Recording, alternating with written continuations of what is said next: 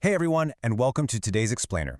I am so excited to dive into this one with you because we are looking at some seriously fascinating source material today. We're talking about a text that blends highly practical psychology with deep spiritual philosophy, and it's all aimed at one of the most universal challenges we all face, resolving family conflicts and just becoming happier in the home. Whether you're looking for a quick psychological trick to stop an argument in its tracks or a broader cosmic perspective on why your family is exactly the way it is, this explainer absolutely has something for you. Okay, I want you to picture this. It's a Tuesday, you oversleep by maybe 10 minutes, right? So the morning is instantly rushed. Breakfast isn't ready, you're a bit frantic, and then, boom, someone says the absolutely wrong thing about a piece of slightly burnt toast. Suddenly, before you even realize what's happening, a totally peaceful morning spirals into this massive, day-ruining argument. We've all been there. It happens in a flash, doesn't it? Well, the material we're exploring today tackles exactly this kind of friction and offers a very specific roadmap to not just put out those fires, but actually prevent them. So here is our roadmap for today. First, we'll look at the adult trick to calm anger. Second, the power of gratitude and praise. Third, the spiritual causes of conflict. And finally, the deep bonds hidden in families. Let's jump right into section 1, the adult trick to calm family anger. Now, this is based on a really fascinating psychological principle from the text, and it's surprisingly simple. People just cannot think of two things at the exact same time. This is literally the key to diffusing someone's anger. Think about it. When a family member is furious, their brain is entirely locked onto that angry thought. So, to stop the anger, you don't argue back. You short-circuit their brain by introducing a completely new, positive thought. The source actually calls this adapting a child trick for adults. Seriously, when a toddler's crying because you stepped away, what do? You don't try to use logic, right? You toss them a colorful toy, they look at it, and instantly the crying stops. We can do the exact same thing with adults. Step 1, you notice that anger brewing. Step 2, you hit them with a completely unexpected compliment. Like if your partner's yelling about being late, you just suddenly say, "Hey, I heard you had a massive success at work yesterday." And step 3, you watch the tension just diffuse. They physically cannot process that unexpected praise and maintain their furious momentum at the same time. The anger just snaps. But, and this is a big but, you can't just use this trick to dodge accountability forever. The source makes it very clear that once that initial explosive anger is gone and everyone has cooled off, you absolutely have to follow up. Treat each day as a new lifetime. Later that evening, give a sincere apology for the morning rush and pair it with a small, kind gesture. The text suggests something as simple as adding an extra side dish they love at dinner. You break the negative momentum in the moment, sure, but you repair the connection later.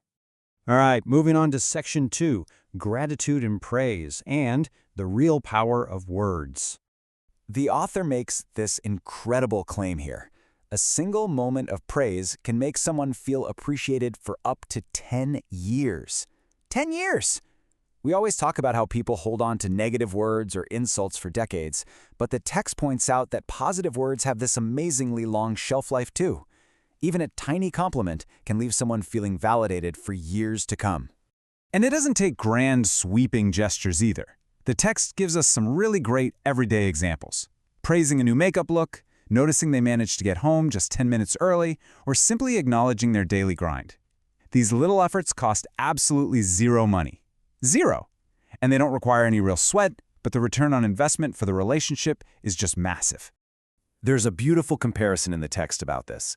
In early romance, everything is fresh, right? Giving praise and feeling that excitement is totally effortless. But marital life, or long-term family life, is different.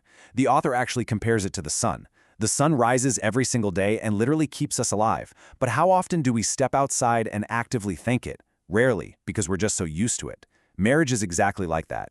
Just because your partner's efforts happen every day doesn't mean they don't need conscious, daily expressions of gratitude. You have to actively choose to thank the sun. Okay, let's shift gears a bit for section 3, the spiritual causes of conflict.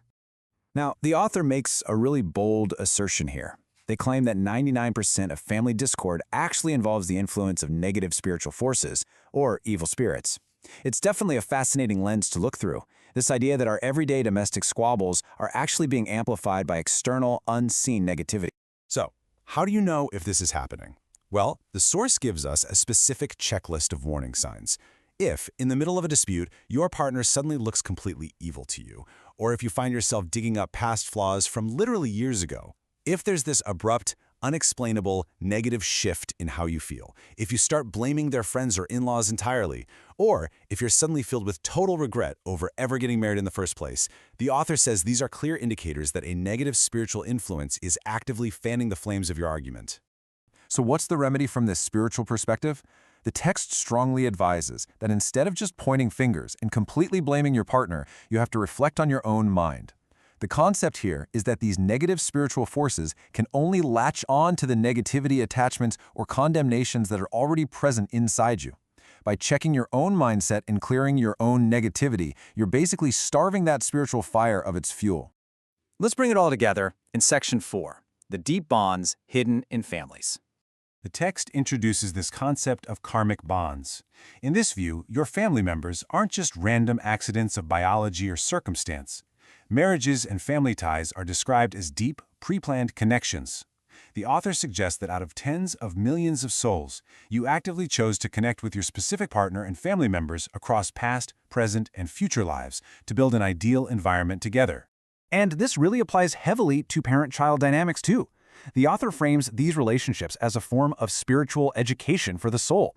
Even those incredibly difficult parenting moments, they're actually a problem set designed specifically for your soul's growth. And interestingly, the text points out that parents often struggle so much because they're literally seeing their own hidden flaws reflected right back at them in their kids' behavior. The child is basically acting as a mirror for the parent's own self-reflection. So I'll leave you with this. How might viewing your family as a soul's problem set, a pre-planned curriculum for your own growth, change your interactions today? If every morning argument isn't just a massive annoyance, but a chance to practice that adult trick, offer some unexpected praise, or reflect on your own mindset, how much happier could your family become? It's a pretty profound perspective shift to take away from this explainer. Thank you so much for joining me, and keep learning.